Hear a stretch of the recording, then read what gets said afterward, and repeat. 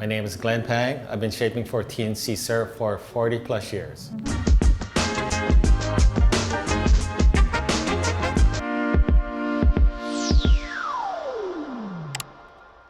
Hey aloha, I'm Devin with TNC Surf. Watching this video, you're probably wondering, how much does volume really matter? What volume do I want for my board or need for my board? Well, we have some news for you. Surfboards are shaped for performance, not volume. So instead of you asking yourself, what volume should you get? You should be asking yourself, how do I want my board to perform?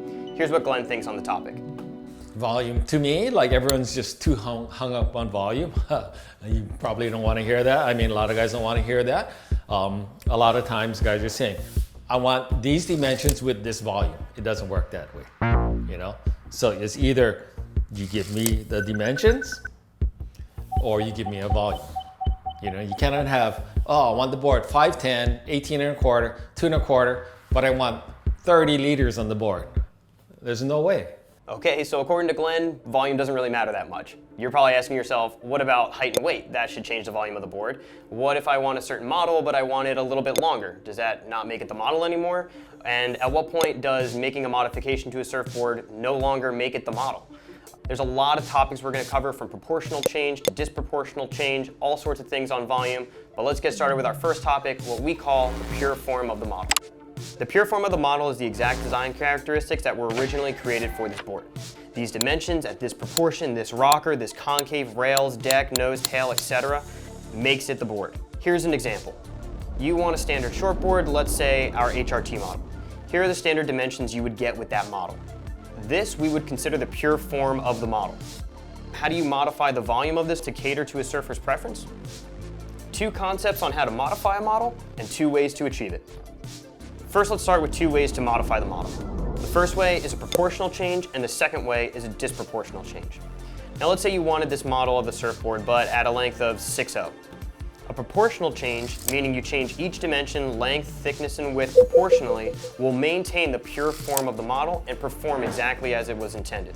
A disproportional change means changing only one or two dimensions in either length, thickness, or width, and means the board will still perform closely as it was intended and would still be considered the same model. This comes into play mostly to accommodate a surfer's height or weight, which we will talk about more at the end of this video, so be sure to stick around to the end. Let's take a look at an example. Here we have one of our models, the HRT. Let's say we want this model at 6'0", like I mentioned before. On the left, a proportional change in length, width, and thickness. In the middle, the original pure form of the model, and on the right, a disproportionate change in length. Here are the volumes of the boards based on the modifications made. Now with this change in length, you are likely adding a bit more swing weight to the front of the board. But with all the same design characteristics, you are still surfing an HRT, just a slightly modified version with a slight performance adjustment. By comparing a proportional change and a disproportional change in the models, you can visually see the difference a proportional change makes in the width, and there's also a slight adjustment in thickness. Okay, so you can modify the model with a proportional change, meaning you're maintaining the pure form of the model just in a larger or smaller scale, or a disproportionate change, meaning you're just changing one or two dimensions in either length, thickness, or width, and the board will still perform in the same family of the model, just with a slightly variation in performance. So how does Glenn go about making these modifications to the board? It's either you give me the dimensions or you give me a volume. To me, you usually go by, I prefer going by dimensions. So this is what your shortboard dimensions are. Now, okay, we're gonna make you a HRT. We fit the HRT dimensions to what your normal shortboard dimensions were. So normally we would go like a couple inches shorter, maybe a touch wider, and same thickness. So all our models are based accordingly. So if guys are into trusting what we recommend, you know, we just go according to what their shortboard dimensions were and adjust each model accordingly, instead of saying like, oh, I want my CMG with 28 liters. Now I want my HRT with 28 liters. Now I want my other board with 20. It doesn't work that way. Normally, like each model is suited with different volumes and different dimensions. Bottom line, if you're trying to surf a board for the performance of the model, the board can be sized to accommodate any size or volume, but not both at the same time. It's got to be one or the other. Okay, so you make changes in length, width, or thickness to adjust the model, but at what point does the model not perform as it intended? At what point did the changes no longer make it the model and make it something different?